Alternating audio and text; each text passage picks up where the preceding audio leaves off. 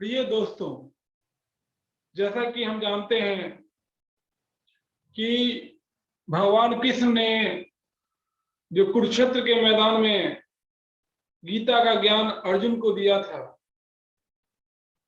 वो युगों युगों से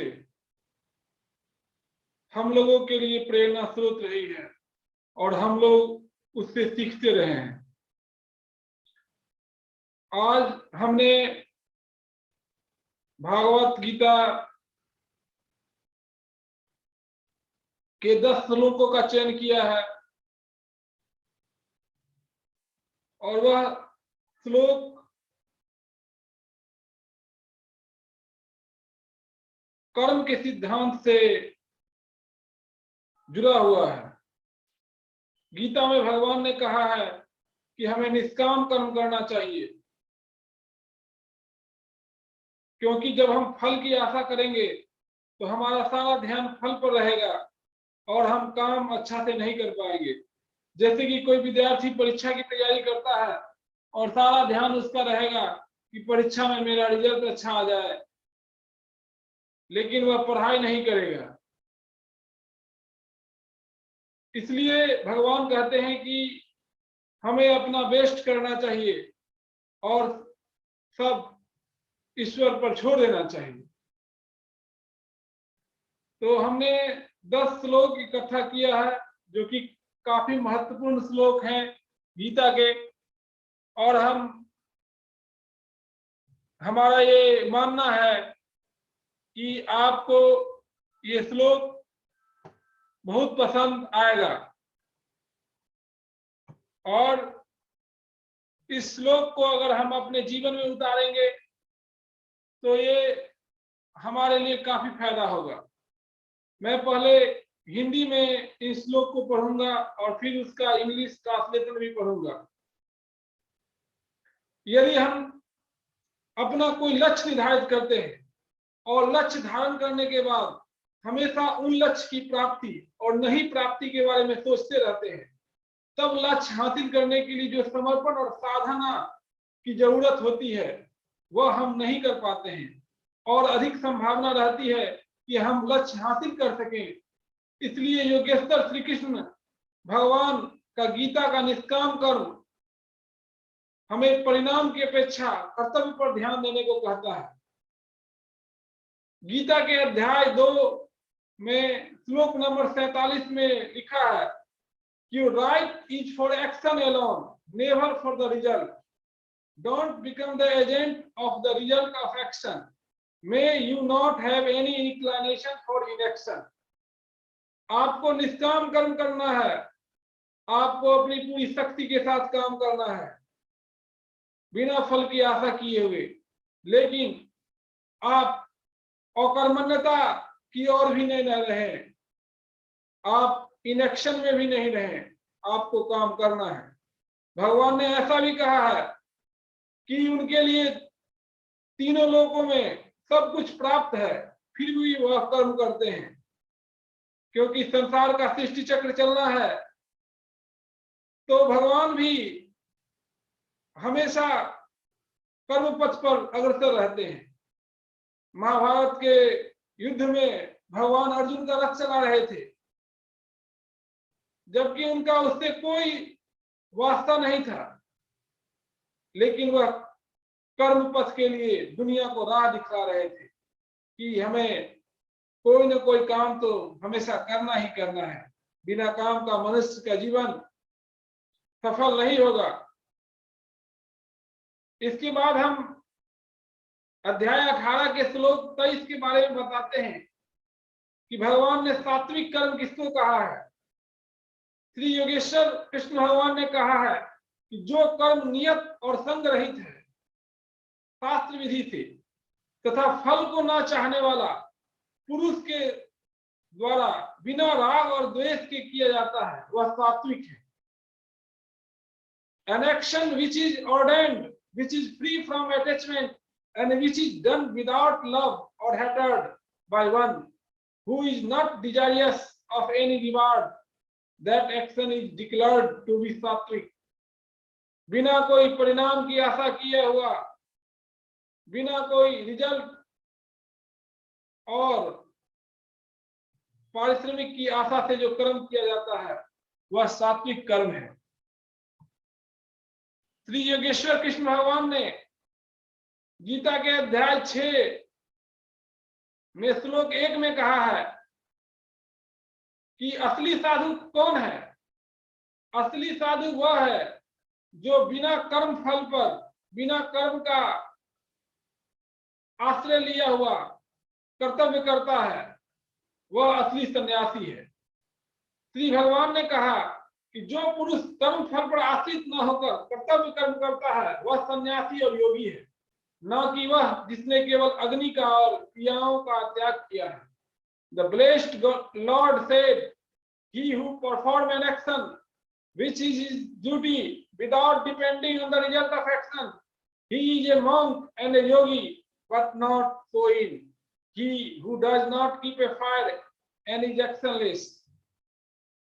श्री भगवान ने इस तरीका से सच्चा साधु के बारे में कहा कि हम सच्चे रूप में तब रहते हैं जब बिना कर्म के आशा किए हुए हम कार्य करते हैं।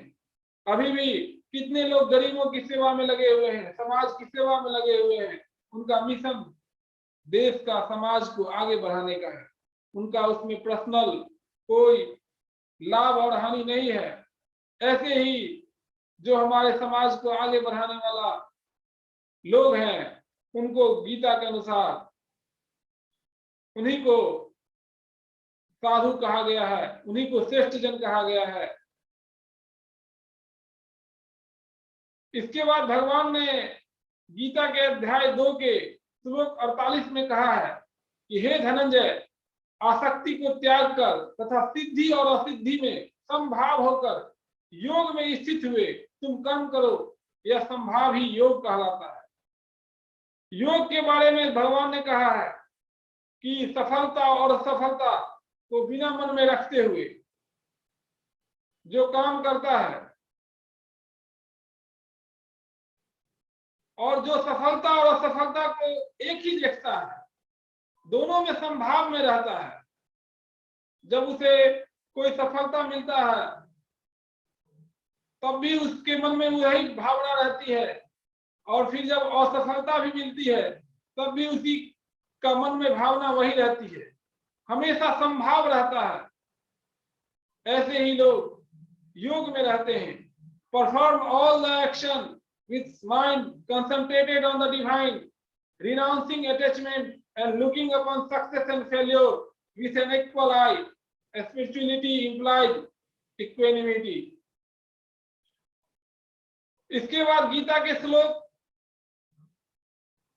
30 अध्याय 13 में कहा गया है कि जो पुरुष कर्मों को सब प्रकृति द्वारा ही किए हुए देखता है तथा आत्मा को अकर्ता देखता है, वही देखता वास्तव में है।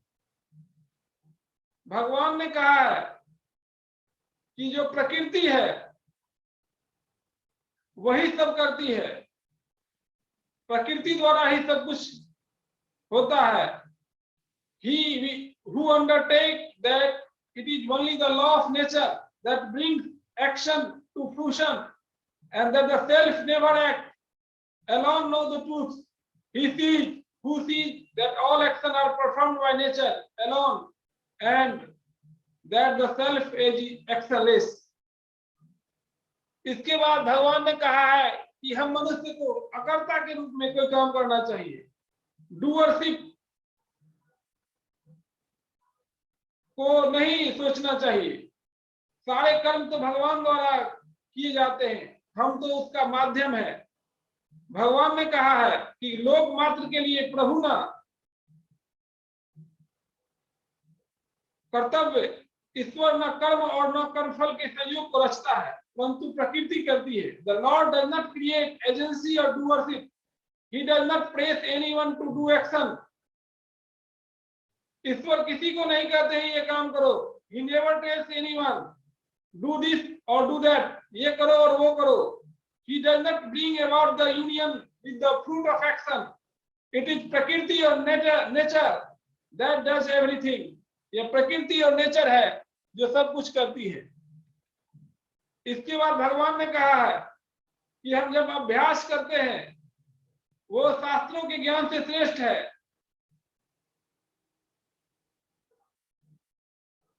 शास्त्र ज्ञान से ध्यान श्रेष्ठ है और ध्यान से भी सब कर्मों के फल का त्याग श्रेष्ठ है और कर्म फल के त्याग से ही परम शांति प्राप्त होती है। Knowledge is superior to blind action, meditation to mere knowledge, renunciation of the fruit of action to meditation, and where there is renunciation, peace will follow. For better is knowledge of the self than the repeated practice of remembrance of the Lord. Better is meditation than this knowledge. Better is renunciation of fruit of action than meditation. From such renunciation, peace ensues. भगवान कहते हैं कि जब कर्म फल का त्याग होता है तभी आदमी को परम शांति की प्राप्ति होती है। श्री भगवान ने गीता के अध्याय 5 में श्लोक 11 में कहा है कि योगी जन शरीर, मन, बुद्धि और इंद्रियों द्वारा आसक्ति को त्याग कर आत्म शुद्धि, चित्त शुद्धि के लिए कर्म करते हैं। जो योगी होते हैं वो सब कुछ को त्याग करके किसी भी चीज से अटैचमेंट नहीं रखते हैं। वो समाज कल्याण के लिए, जग कल्याण के लिए अपना काम करते हैं। By giving up attachment, the yogi undertake work merely through the body, mind, intellect, and even the organ for the purification of themselves. Yogi, having abandoned attachment, perform action only by the body, mind, intellect, and even by the senses for the purification of the self.